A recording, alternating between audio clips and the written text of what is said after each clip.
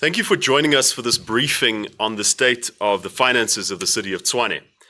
On Thursday, the mayor of the ANC-led coalition in the city will table an adjustment budget in the council. Now, this is basically a mid-year review of how Tshwane has been performing, the reality of the money coming in and the money going out to see if progress has been made so that resources can be reallocated. The principle is if the city has been doing well, there'll be more money to allocate to service delivery. If the city has been doing badly, there will be less.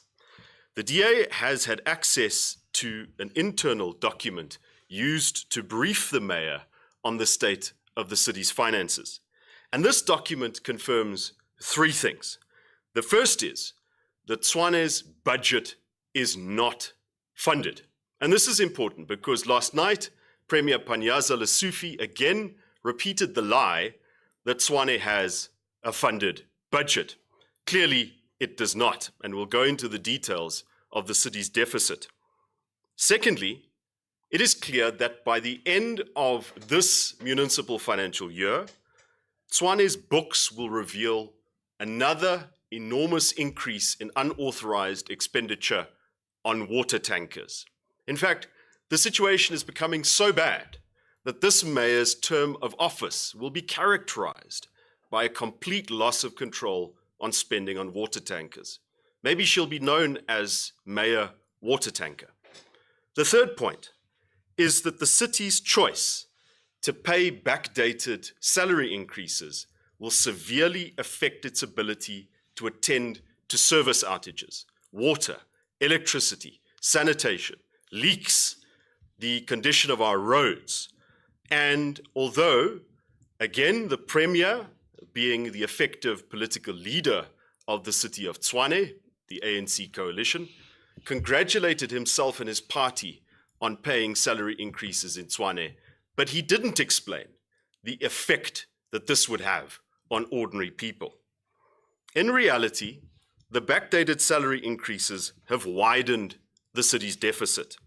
That is the difference between what it aims to spend and what it can realistically get from different revenue sources. The deficit has increased from 1.63 billion rand to 2.8 billion rand. A further 2.5 billion in creditors have been carried over from the previous financial year, effectively increasing the deficit to 5.3 billion rand. If the city wants to plug this gap, it must drastically improve revenue collection. But revenue collection has deteriorated from 93% when the DA-led coalition was in charge of the city of Tshwane to 82% by the end of 2025.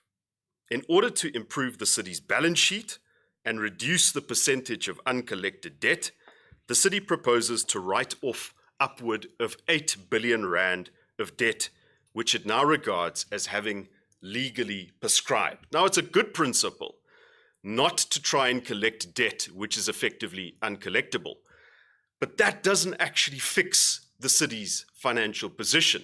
And we're afraid it's part of a set of measures which we will regard as creative accounting to shift attention away from the city's cash flow position towards things that can be done by the stroke of a pen, but which doesn't actually bring more money into the coffers.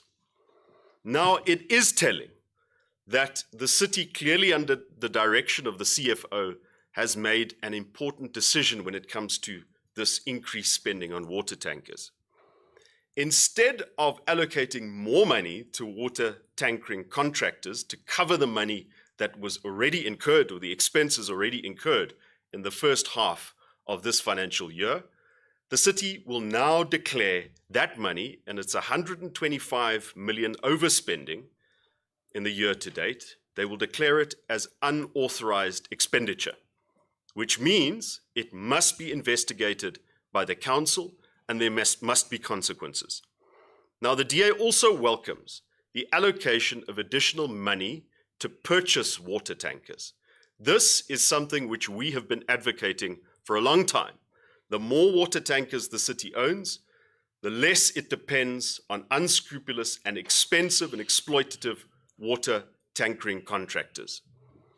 And so, it's little wonder that the ANC in Tshwane now wants to get rid of the CFO. He is making decisions and he is drawing lines which threaten ANC business interests. The ANC-led coalition have adjusted the service delivery and budget implementation plan to downgrade its ambitions with reality. Another confirmation that under ANC control, Tshwane is going in the wrong direction. Finance targets have been adjusted downwards, almost all of them, while National Treasury Circular 88 indicators on improving water, electricity and roads have been removed entirely from the service delivery and budget implementation plan. But what is most concerning is how the ANC-led coalition is budgeting for failure when it comes to infrastructure projects. 7 million rand is being taken away from the project to upgrade the Sunderland Ridge wastewater treatment plant. 12 million rand is being taken away from the project to upgrade the Ikangala wastewater treatment plant. 7 million rand is being taken away from the project to upgrade the telemetry of the city so that the city knows how much water is in its reservoirs and so that it can better be able to manage water outages. My colleague Themba Fosi, I will turn to in a moment, and he will explain the impact of the budget on water and electricity projects and the level of service delivery in the city. I will also ask Jackie Ace to reflect on certain aspects of the budget as our finance spokesperson. But I want to end by pointing out that the DA has written to National Treasury, pointing out that Tshwane's budget is not funded. The law requires a funded budget, and in the absence of a funded budget, there must be a clear plan of how the city will balance its income and its expenditure. And that plan is absent, and we want action taken because National Treasury has got a key role to play in the oversight of the finances of the city, in protecting the taxpayers of the nation's capital.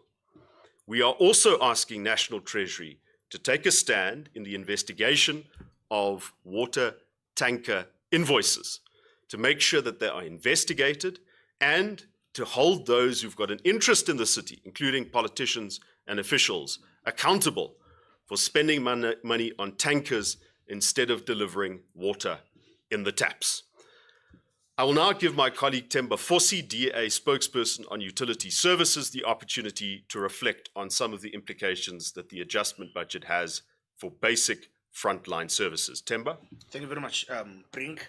I will focus on the defunding of our infeed station. The importance of having an additional infeed station in the city is to stabilize our electricity and be able to have quality supply of electricity in areas where we would not be able to supply. The second also element is to assist other infeed stations and remove one over-reliance on specifically Kwacha substation, which is powering over 60% of our residents in the city. Whilst the reasons behind the Veldebest substation not being pushed ahead due to delays, we welcome the issue of transferring money or funding the JJ power lines, which is one of the projects that we had pushed so hard during our tenure. This also will assist with stabilization of the Soshanguve area with quality supply of electricity and our residents. Due to aging infrastructure, this would then assist business and all those that had issues of supply with electricity. We welcome that very much so due to the pressure that we've put there, and unfortunately we are winning on that end. Another is the additional to the Monavoni substation, which was due to be commissioned this year, March. Unfortunately, that has now been pushed later to the year due to lack of understanding the impact that this would have onto the Centurion region. One is that whilst we know that Brakfontein is hugely affected with time and time of sporadic cable thefts to the aging of that infrastructure. And again, that area of Centurion has also grown exponentially. So that power substation is not enough to be able to supply electricity within that region. Now, we have just been informed that they have added into the scope with adding power lines from Brackfontein up until that. As to why was that not being part of the project scope from the inception, that leaves a lot to be desired, because the residents need stable electricity as in yesterday. And again, the defunding of the Kwagga substation by 15 million rands. Kwagga, as I said earlier, that it is the backbone, currently the backbone of the city, taking into account that Nyala is not up to its capacity because of failures. You would expect that majority of the funds from defunding of Veldebier's substation would go to Kwagga so that they can be able to upgrade that infrastructure, make sure that it is stable enough so that our residents can have quality supply. Unfortunately, that is something that is not happening. And this also leaves our network unbalanced, where you have a huge chunk of supply being on Kwagga. The danger part about that, if anything happens to Kwagga, you would have half of the city without electricity, and taking into account the Inyala's weaknesses. Now, I go back as to what we could have done with the billion rands on the salary increases, or the salary intended increases.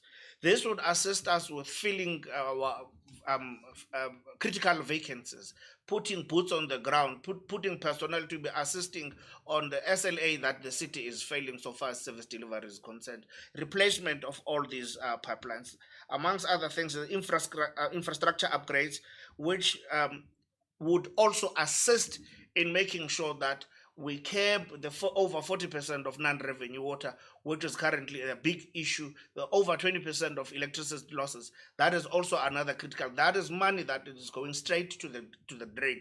With that billion rand, that is money that could be able to assist us with putting service delivery. Thank you. Thanks. Jackie? Thanks. So yeah, the so-called fallacy of a funded budget status is based on three things. And so yeah, has touched on the curtailed spending, which clearly is not being curtailed. It's just being declared as unauthorized spending after it was spent. Also on the collection rate, where we are trying to use devious accounting to make it look as if the collection rate is better, although cash is not coming in. The third point that the city is using to try and obtain the status of a funded budget is the promise of the reduction of water and electricity losses by 2%. Yet this very same budget is allocating 270 million rand extra towards paying rand water. And in the document that Cilliers refers to, it states very clearly that that 270 million rand extra is needed because of the high water losses in the city. So there is clearly no intent to actually reduce the water losses, or no ability to actually reduce the water losses. And it once again just boils down to this budget being a cover-up for what the real financial state of the city is.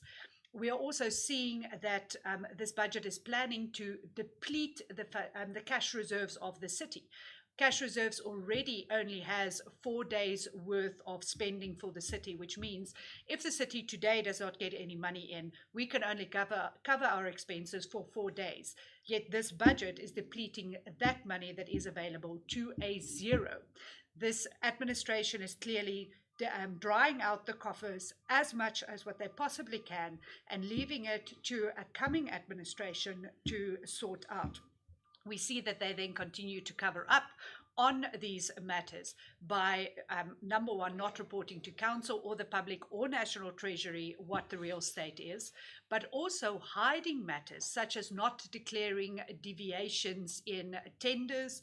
And then ultimately, the CFO goes out to do the responsible thing to declare irregular expenditure so that it can be investigated, and the ANC then continues to launch an attack on him. And that is the state where we have responsible officials now being attacked by politicians who have their own hands somewhere in a cookie jar. In essence, you can only budget effectively based on the truth, the actual situation. If you try and hide the truth, if you try and obfuscate the truth, you are budgeting on lies. You are building your house on sand. And unfortunately, that is what is happening in Tshwane. And it prevents the mayor from making difficult choices to improve infrastructure, because ultimately, that is what local government is about. It is about building, maintaining, and extending infrastructure. It is infrastructure that improves water, electricity, waste collection, roads, and the other services that people look to municipalities to deliver. And it is on infrastructure that this city is failing. But the DA will continue to fight for residents, for service delivery, for infrastructure. And in the coming weeks, we will set out detailed plans of how we will turn this failure around.